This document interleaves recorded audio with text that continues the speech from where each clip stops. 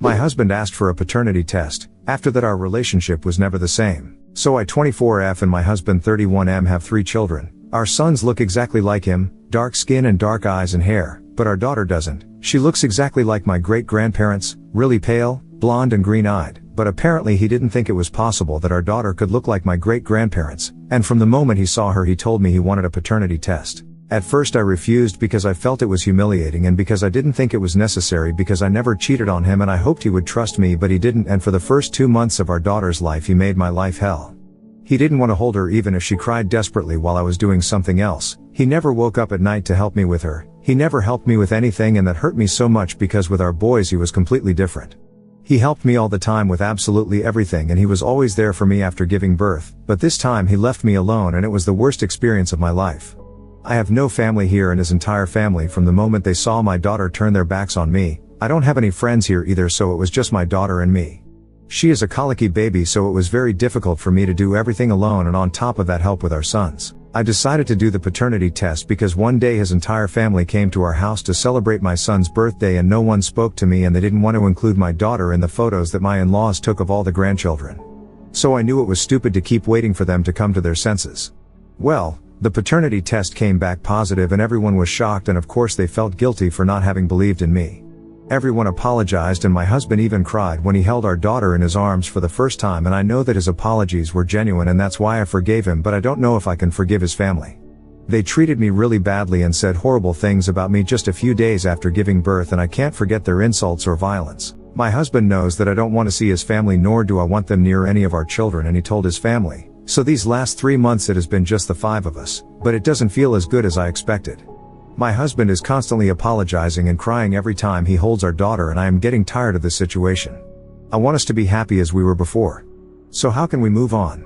My husband suggested that we should start couples therapy. How much can therapy help? Update. Before I got pregnant I met a man. I think he's in his early 50s, at work, and you could say that he's a little too friendly. For example, he liked to buy me and another female coworker, she's in her late 50s, coffee every morning, or once in a while he used to leave a flower on our desks and things like that. That never seemed strange to me because he never tried anything with any of us. He was always just friendly, and he was always talking about his wife, children and grandchildren and giving us parenting advice.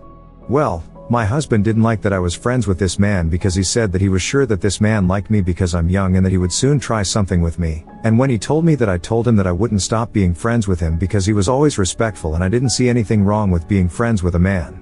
And I'm not gonna lie, he got really angry, but after a few days he forgot about it. But all those doubts resurfaced when our daughter was born, because she had a lot of platinum blonde hair, which none of our other children, 5M, 4M, had, and my husband thought she would look like her brothers, but no, she looked completely different from him and me, and that made him doubt. My coworker is not blonde, but he has the same eye color as our daughter and he's very pale just like her.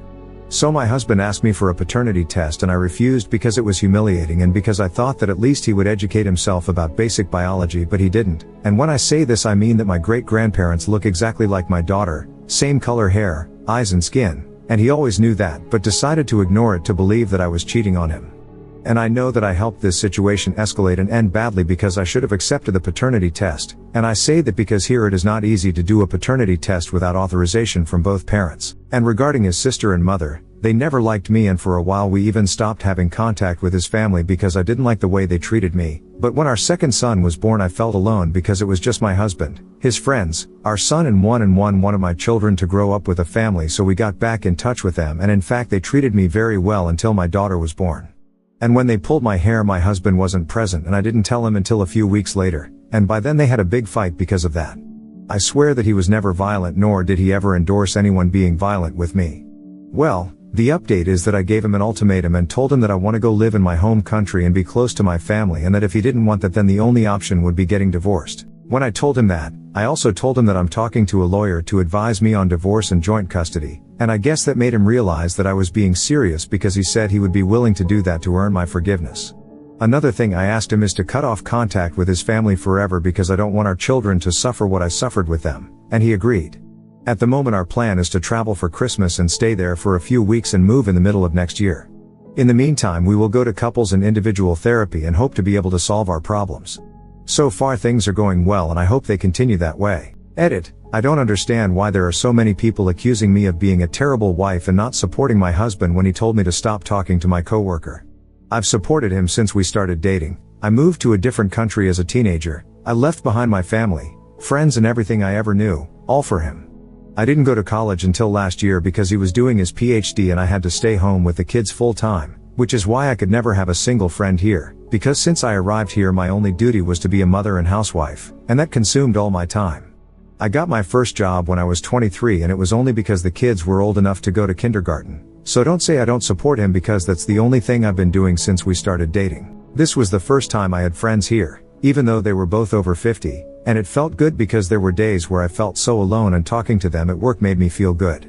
But for him that was wrong, and when my daughter was born I quit my job that I liked so much, just so that he would stop feeling insecure. So don't jump to conclusions or say stupid things. Now story 2. I told my girlfriend to stop hanging out with her guy friend alone. She thought I was controlling and didn't listen, then ended up roped. So let me give you a bit of context. My girlfriend, Kate 22F and I 23M have been together for 3 years now. My girlfriend has a friend, Tom, now ex-friend, from college who used to be interested in her and asked her out. But he started dating someone else and this friend and his girlfriend, Jenna, became great friends of each other. These three were extremely open with each other and they had a group chat where these three discussed all sorts of things and made sex jokes. Typical, I thought. However, I drew the line where he shouldn't directly talk about suggestive things with her. This wasn't really something Kate understood as they've been in each other's lives for years and she led me to believe I simply couldn't understand their dynamic. I was also extremely uncomfortable with them hanging out alone together. Kate is extremely loyal to me and I wouldn't say she's the sort of the woman to cheat. However, she can be extremely naive, especially when it comes to this person. Tom used to make suggestive jokes which I disliked, but she used to laugh it off. I picked up on some bad energy from him and do not think he has good intentions when it comes to my girl. My parents took my brothers and I to a vacation for 2 weeks so I wasn't in town. Kate, Tom and Jenna made plans to hang out together, but then Jenna fell sick last minute and they had already purchased tickets, so Tom and Kate went together. I raised objection to it and told her not to get drunk around him, but she dismissed me and got angry I was trying to control her. I was supposed to arrive 4 days after her plans, and Kate didn't message me for the entire 3 days. We both were angry at each other, I assumed. However, when I came back, she invited me to her place and broke down and started apologizing. She confessed that she was so mad at me that she had like 5 shots that night and she didn't realize when Tom groped her. She slapped him hard in the bar and took an Uber and came home. She said she was ashamed of telling me earlier and that I was right about him. I was trying to really hold myself together and didn't lash out at her or anything. I said that we need to immediately report him to the university authority about what he did and I will support her. However, I wasn't very open or affectionate with her. She did cut him off and Jenna broke up with Tom. However, I am extremely furious at Kate for completely dismissing and disregarding my feelings around Tom and getting drunk when I expressed it makes me uncomfortable on top of them hanging out alone. I'm not trying to victim shame her, but that doesn't mean she gets to learn nothing from this and refuse to have good sense to know who to trust and who not to. I feel like a total asshole for even feeling angry at her, but I can't help how I feel. She's picked up on this and I have no idea how to tell her this. Like, she shouldn't have to have this awful experience in order to finally process every single time I raised concerns about this. This is just terrible. Like, if she got scammed out of her life savings because she trusted a guy over me, when I kept shouting repeatedly not to do that, would I still have compassion for her? I would struggle for empathy at least for some time, because I would consider such a person unreliable to make big decisions in life. I feel disrespected and disgusted with her. How do I hold her responsible for her ignorance? I am so mad at her I want to break up with her. I'm extremely sorry if my post is triggering, but I'm not blaming her for the actions of the douche who groped her without her consent and assaulted her. His actions are entirely his own and I'm going to make sure to get him fucking booted off the campus for what he did. I mean, I don't know how to frame this without being problematic, but she didn't prioritize her safety and acted like a freaking adult for God's sake and thought it was totally okay to get drunk like that.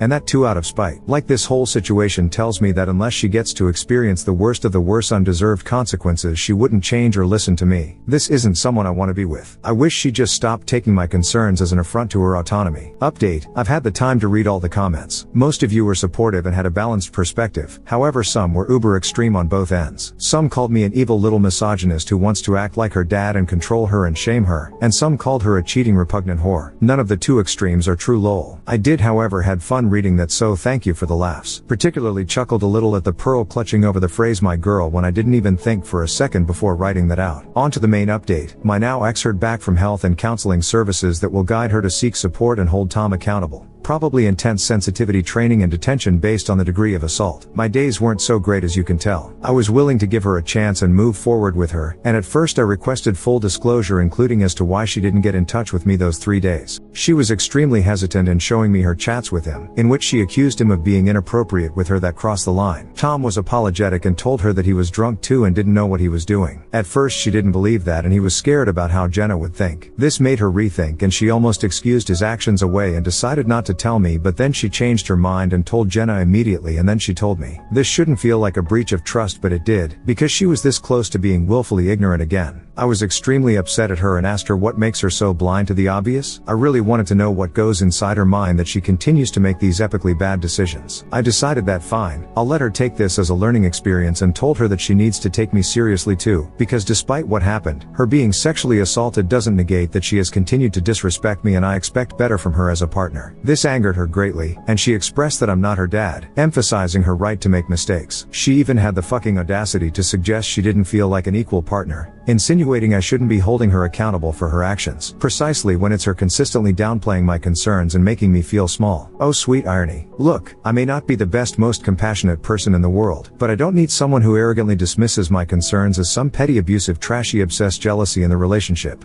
as if I'm the crazy one. I don't care what modern day world believes, but I stubbornly believe that relationship isn't about making selfish choices that affect your partner too. It isn't about one person, it's about two people who at least acknowledge comfort of their partner in decision making. Look, I know I am just in college, but I honestly at least imagine her as my future wife, my loved one. However, I don't need my loved one to dismiss my concerns about her safety, that affect me too, as controlling. If I stayed in a relationship with her, no doubt she will find excuses about not feeling like an equal and use that to call me controlling, an opportunity I refuse to give her. By breaking up with her, I don't need my partner to make me out to be the male equivalent of a nagging shrew where she's the ball and I'm the chains in the relationship. It just makes me cringe hard about unintentionally taking that role in the relationship just because from my POV her actions came from a place of willful ignorance, spite and lack of respect for our relationship. And I think I can never have a high opinion of Kate unless she changes this part of her personality, which would be unfair given her awfully limited understanding of her surroundings. If I stayed with her, she'd complain about being treated like a child, most probably because I'll see her as acting like one, going about drinking to spite her partner and not being able to recognize and put boundaries around inappropriate conduct. And that's exhausting. Maybe I'm wrong for saying that, but I sincerely hope she grows into an emotionally mature individual who doesn't feel the need to retaliate like a child when her so-called autonomy feels threatened just because a loved one is trying to look out for her. Peace.